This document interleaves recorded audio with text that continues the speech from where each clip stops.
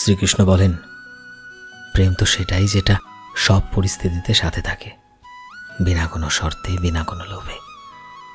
দুনিয়াতে তুমি ভালোবাসা খুঁজতে চাও, ঠিক আছে, ভালোবাসা দুনিয়াতে খুঁজে পাওয়া যায় না।